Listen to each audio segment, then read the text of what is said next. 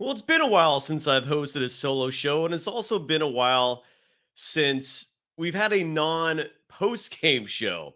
I wanted to dedicate tonight's show to catching up on everything going on with the Warriors. Got some stats for you. I compiled what five individual units, what five person lineups are the most effective in terms of plus minus. And Draymond Green stirred the pot a little bit with some sound after last night's incredible Klay Thompson thriller. We're going to break his words down pertaining to a refound joy with the Golden State Warriors that, according to Draymond Green, it was lacking last year. Breaking all that down and so much more next. This is Locked On Warriors. You are Locked On Warriors, your daily Golden State Warriors podcast. Part of the Locked On Podcast Network, your team every day.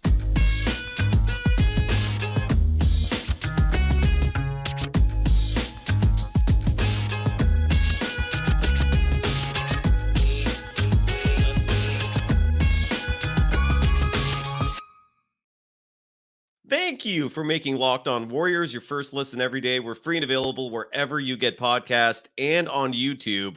We're part of the Locked On Podcast Network, your team every day. Today's episode is brought to you by the FanDuel Sportsbook. Make every moment more.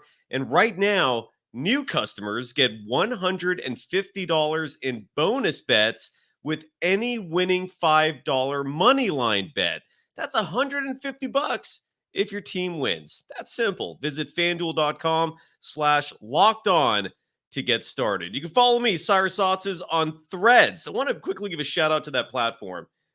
I'm one of the very few media members who have fully embraced it, who's completely rolled over there. But I want to highlight the fact that since I went over there, this show has experienced growth that I never experienced when I was back on Twix or Twitter or X or whatever the place is calling itself.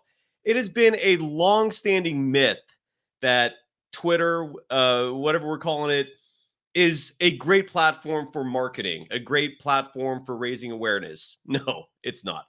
You could follow me on Threads. Anthony Slater is posting there now. Tim Kawakami is posting exclusive content there now, and I'm on there now. Please follow me. It's a much less toxic platform. I'm already informed in terms of information consumption at Dog Wild. So definitely check me out there. It's actually a good time.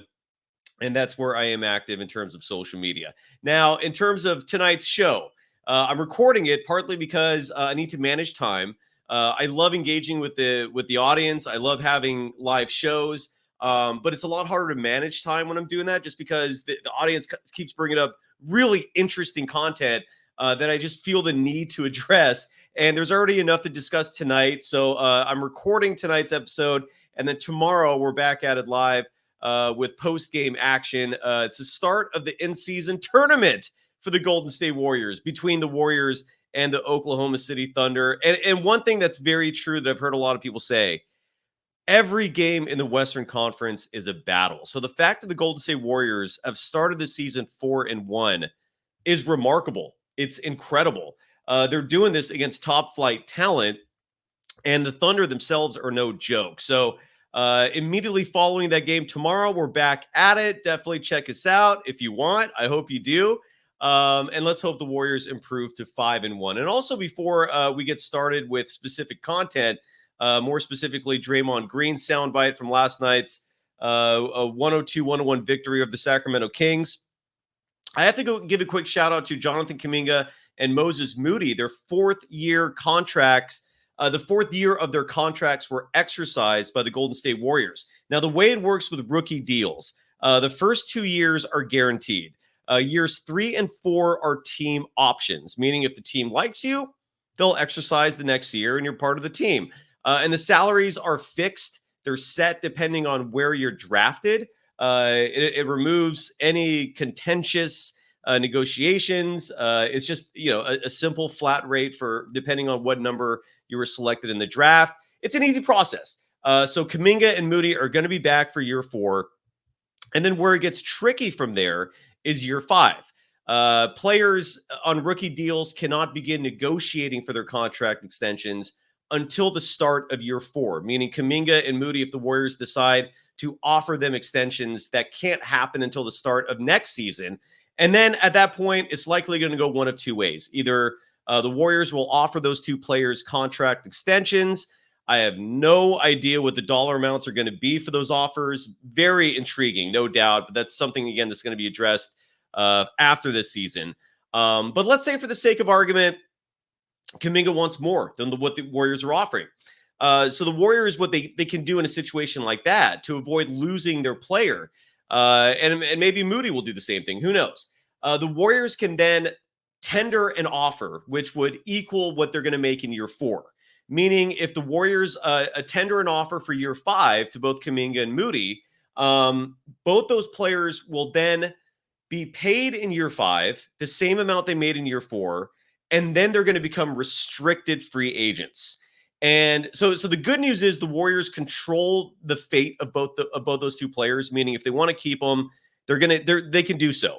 The current collective bargaining agreement gives the Warriors and other teams a lot of power in terms of keeping their rookies. But if you do so, there is a possibility that one or both players will become restricted free agents after year 5, and they might get deals that are a lot more than what the Warriors would want to offer. You're starting to gamble a little bit when you're entering that territory. But so that is what's to come for Kuminga and Moody. But right now, they're both in year 3. They've been extended. They've been granted offers for year 4. They're both going to be back for at least next year. Hopefully, they're both long-term fixtures with the Golden State Warriors. And I just wanted to let everyone know what that situation was before we get into the nitty-gritty. And what I mean by the nitty-gritty is Draymond Green doing what he does a lot of the times, and that's stirring the pot, saying something that might raise eyebrows, might be a little controversial. And Draymond, I don't know what precipitated this. We'll hear the soundbite, but he made comments referencing last year and how the team did not have any joy, that there was a lack of chemistry. I'll let you hear what Dre has to say.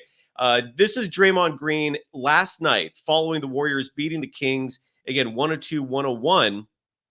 And Draymond was one of the 3 players who took the podium. We're also going to hear from Steph Curry on tonight's show. But here is the comment that a lot of people were talking about today. Here is Draymond Green. Last year, we had an awful team as far as chemistry goes. It was pathetic. But chemistry has been a strong suit here. That's why Steph has been here for 15 years. Klay's been here for 13. I've been here for 12. And Luna's been here for 9. Because chemistry is a strong suit. And Andre Iguodala, the list goes on and on. That's why so many guys have been around here for so long, because the chemistry is what we've hung our hat on. Well, you look at last year and you say, oh, man, this team hasn't lost a Western Conference series under Steve Kerr, and then it happens. The big reason why is our chemistry sucked. And so, I don't look at that as, oh, man, like this is a team that, we've struggled with chemistry. I mean, yeah, we struggled with our chemistry for years. It was a one-year thing. Things, stuff happens, and it was an anomaly, but, we're right back where we need to be in that department. And most importantly, I think there's still room and will be growth in that department. Oh, yeah, no, that's all good. Last year was horse. It's hard to come to work. That's what we're trying to do, Klay's little paper airplane. It was hard. It was hard to come to work. Not fun, and so this year you see the joy, on guys' face when they come in the building. You got guys like staying over 2 and 3 hours after, just sitting around talking, getting here 2 and 3 hours early just to be here. It's like you start to see that and you're like, okay, this is a group that likes being together. Interesting words that came out of Draymond Green's mouth there. I think what makes it most intriguing and interesting and pretty wild, and I'm sure a lot of people are thinking this right now. There does feel like there's 2 sides to this subject matter. One being those who kind of want to move on, maybe those who love Draymond Green and will side with him. He is a long-term fixture of this dynasty. He brought up his tenure with the team, how him, Klay, Looney, Andre Iguodala, Steph Curry, of course, have had very long-standing tenures with the Golden State Warriors. But I don't know if it's necessary for him to do so, but I'm pretty sure there's a lot of folks out there who sympathize with Jordan Poole and the fact that regardless of what he said in that practice, I don't think, there aren't a lot of people out there who would say it was worthy of a sucker punch, of getting cold cocked the way Draymond Green did so. And by the way, for those listening on the podcast, not watching the show on YouTube, Draymond was folding a paper airplane during that whole answer, very similar to Klay Thompson's post-game pressers when he's in a good mood, typically, like tonight. He'll fold up a paper airplane. Usually we'll get the box score and folds that up. There's a little bit later we're not going to touch on tonight. But Klay Thompson was making fun of Draymond Green's paper airplane. But again, it is not lost on me, and I don't think it's lost on most people that Draymond caused a lot of that. that lack of connectivity, that lack of joy, that lack of chemistry. Draymond, if you did not punch Jordan Poole, who knows what happens, but it is interesting that of all the people expressing those sentiments, it's Draymond Green. I'm going to touch on that and so much more in just a moment after I give some love to the first of two sponsors we have on this evening's show. And again, the sponsors, I can't be grateful enough. They pay our bills, and they're as loyal to us as we are to them. And the first one up tonight is PrizePicks. Super fun application. I love pumping up this sponsor simply because I am an active participant myself. I'm a user of the product that I'm advertising, and I'm referring again to PrizePicks, which is daily fantasy made easy. Now, if you're a totally new viewer or listener and you're unfamiliar with the whole premise of PrizePicks, well, you're picking 2 to 6 players, and those players can be playing in a wide variety of sports: NBA, WNBA, soccer, NFL, NHL, you name the sport, and most likely those players will be available in the PrizePicks app when you're playing the game. And from there, it's all about deciding whether or not the player you selected is going to score more or less than the line that is set. And it's not just scoring. It isn't just points. It could be assists. It could be rushing yards if you're betting on football. There are a lot of stats. There are a lot of players. You're picking 2 to 6 of those players. You're deciding whether or not those players are going more than or less than a certain total. And if you win, congratulations. One of the best parts is legal here in California. The payouts are super easy. If you've been dealing with the online gambling scene for a while, you understand how frustrating that process can be, actually getting your money back. It is super easy with PrizePicks. It's fast, it's safe, it's easy to use. So go check out prizepicks.com/LockedOnNBA right now and use the code LockedOnNBA for a first deposit match of up to $100. Again, prizepicks.com/LockedOnNBA and use the code LockedOnNBA for a first deposit match of up to $100. You are Locked On Warriors, your daily Golden State Warriors podcast. Part of the Locked On Podcast Network, your team every day. Thank you for making Locked On Warriors your first listen every day. Everydayers, tomorrow, it's the beginning. It's the intro. It's game 1 of the in-season tournament. The Warriors are in OKC to take on the Thunder. So join us for the post-game action right after the game. And you can follow me, Cyrus Saatsaz, again on Threads @DogWild. The program still has an active account on Twitter @LockedOnDubs. We're going to roll everything over to Threads soon. So I hope you at least check us out there. It's actually got an active participatory crowd now. The numbers, supposedly, according to the latest data, they have over 100 million users now. It's fun. Greg Silver, who is on with me on this show once a week, he's been using it a lot as well, and he'll rave about it as much as I am. So anyways, follow me on Threads @DogWild. I post first half notes there in the middle of every Warriors game, which I hope are insightful and helpful and interesting. But finishing up on the Draymond Green comments, again, it just seemed a little obtuse on the part of Draymond Green to just, basically without directly saying it, but putting Jordan Poole on blast.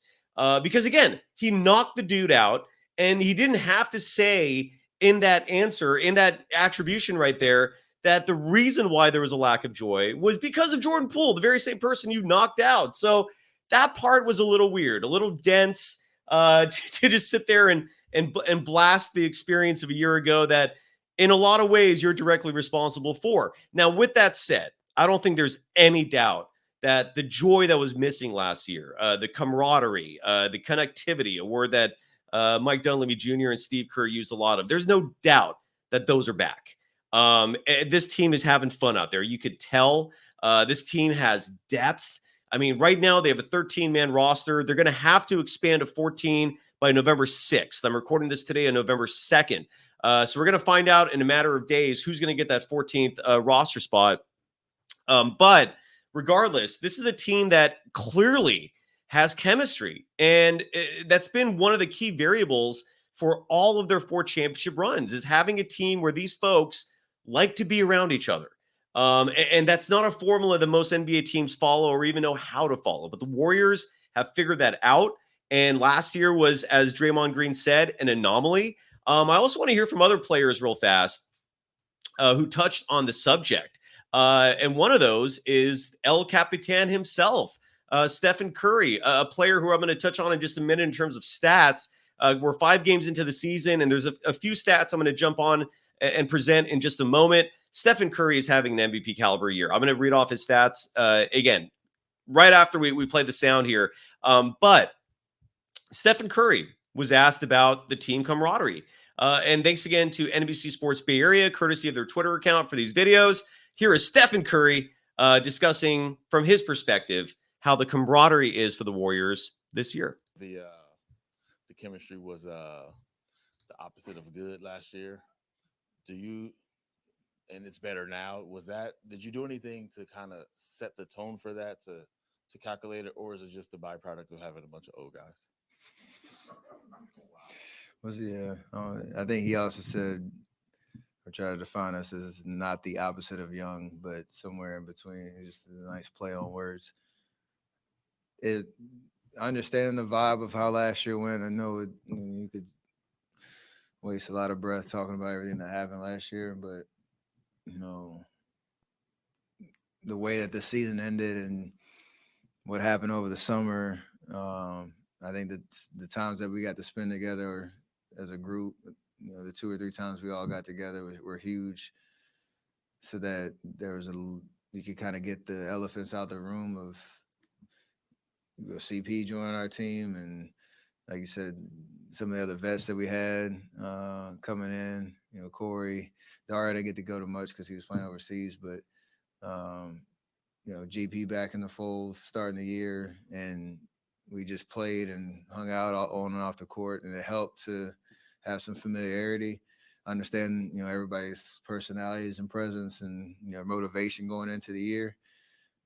And I think it's translated to some early success for sure, because even though we're not playing perfect basketball, there's nice cohesion and chemistry and trust amongst each other that whoever's out there is going to take advantage of that time they're on the court, knowing that there's so many options that coach can go to, so many different lineups. And without that trust, there can be some bitterness that could creep up based on who's the finishing 5 and all that type of stuff. We know it's going to change from game to game, and everybody's going to get an opportunity, and we have to believe in that throughout the course of the year. So us getting together over the summer to build that trust was huge. And you could see the results. I mean, they look like a team who enjoys spending time together. They look like a team who played together during the summer, developing the camaraderie, developing the chemistry that he just alluded to.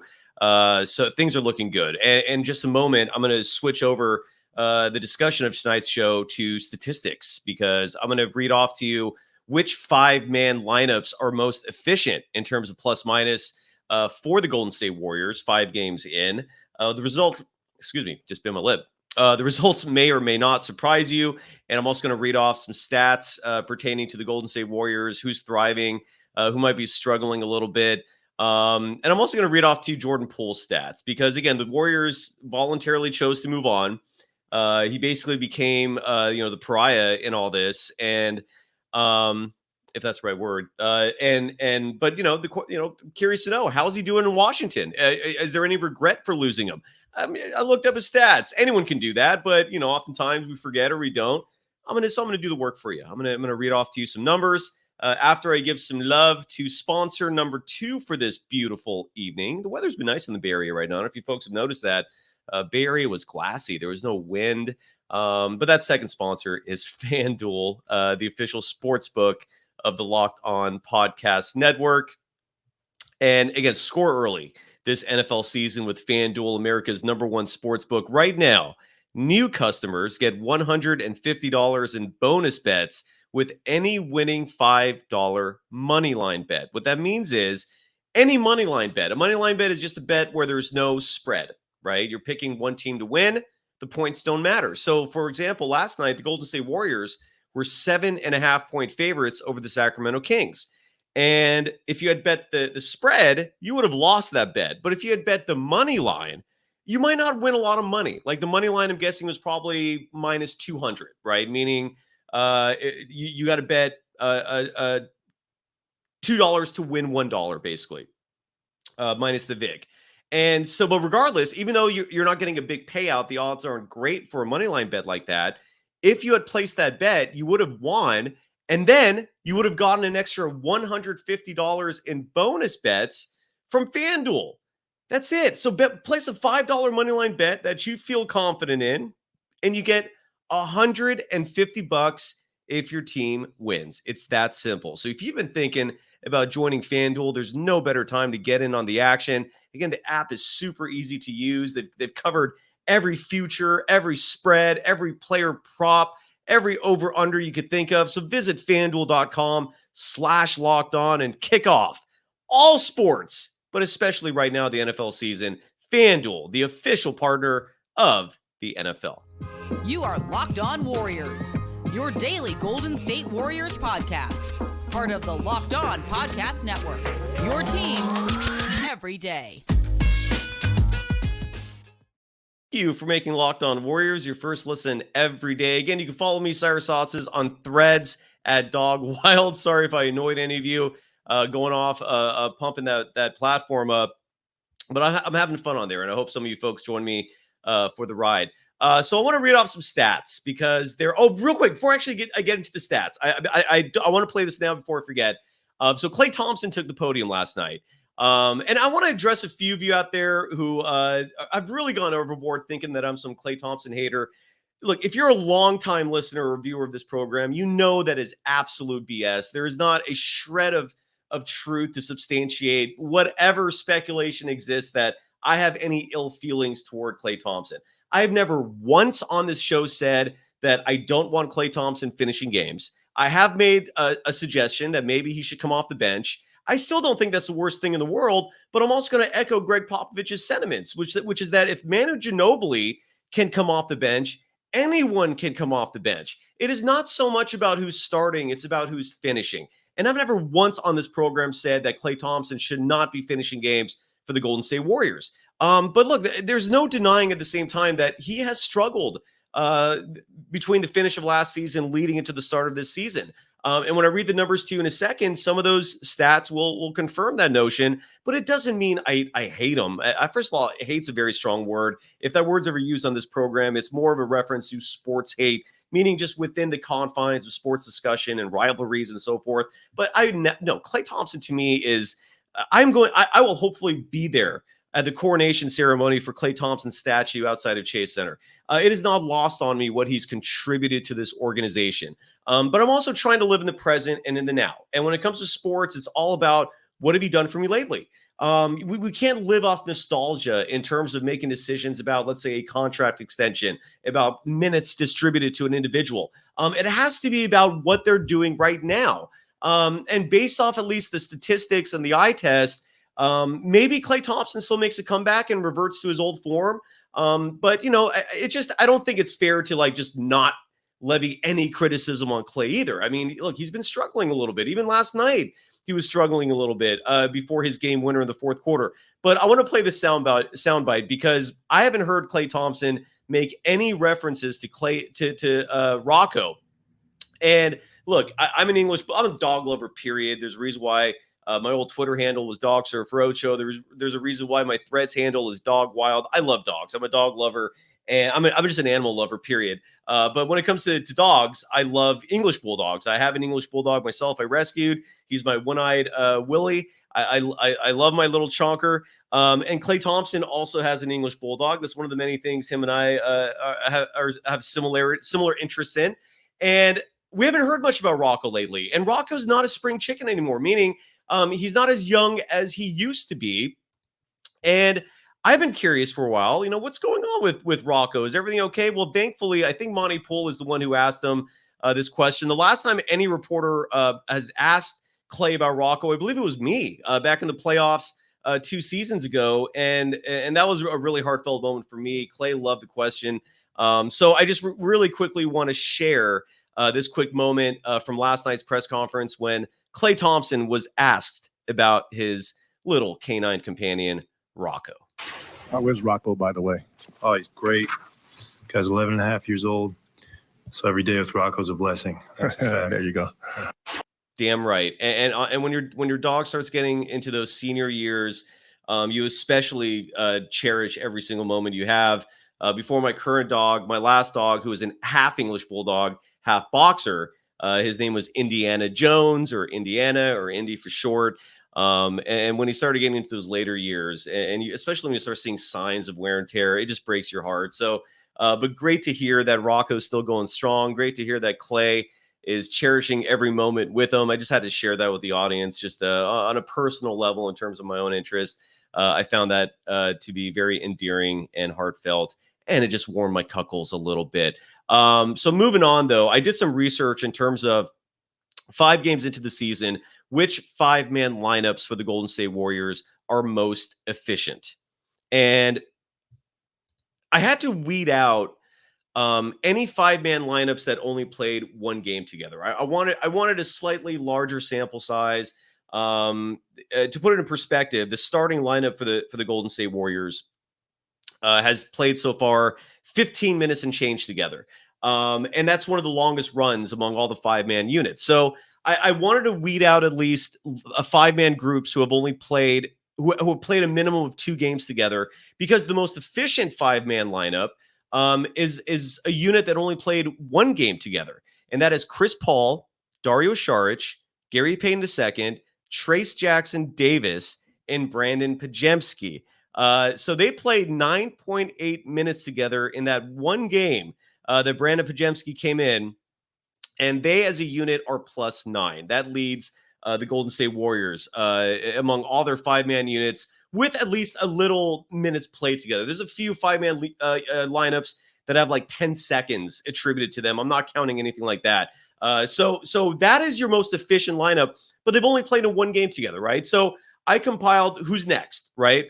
So in terms of a minimum of 2 games played together, the most efficient 5-man lineup for the Golden State Warriors in terms of plus minus is Chris Paul, Klay Thompson, and I got to give Klay love there. In terms of plus minus, he's been playing some fantastic basketball this year. In fact, if the stat sheet I have in front of me includes plus minus, I don't think it does. I should have checked on that before I started the show. I apologize. I was curious to know who actually leads the Warriors in plus minus, but it wouldn't surprise me if Klay was your leader.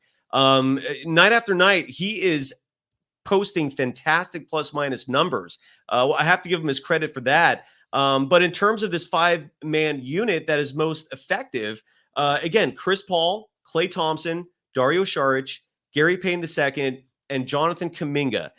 They played 2 games together. They played 5.3 minutes together, which translates to approximately 5 minutes, 20 seconds.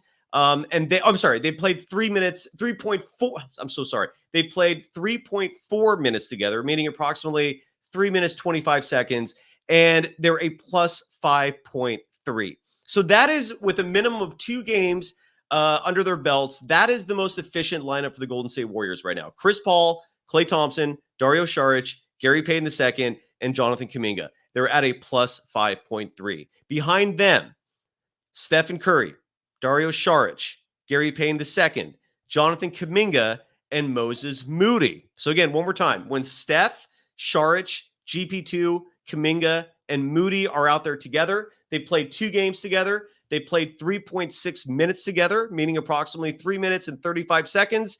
And they are at a plus 3.5. Next up, Stephen Curry, Draymond Green, Andrew Wiggins, Kevon Looney, and Moses Moody. They played 2 games together. They played 9.4 minutes together. That translates to about 9 minutes and 25 seconds. And they are a plus 2.5.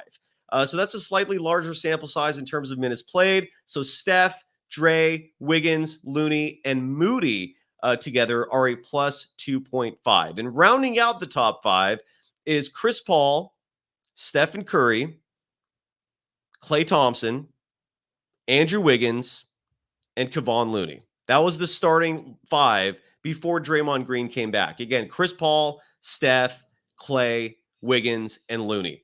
They played 4 games together. They played 7.7 minutes together. So that translates to approximately 7 minutes and 45 seconds.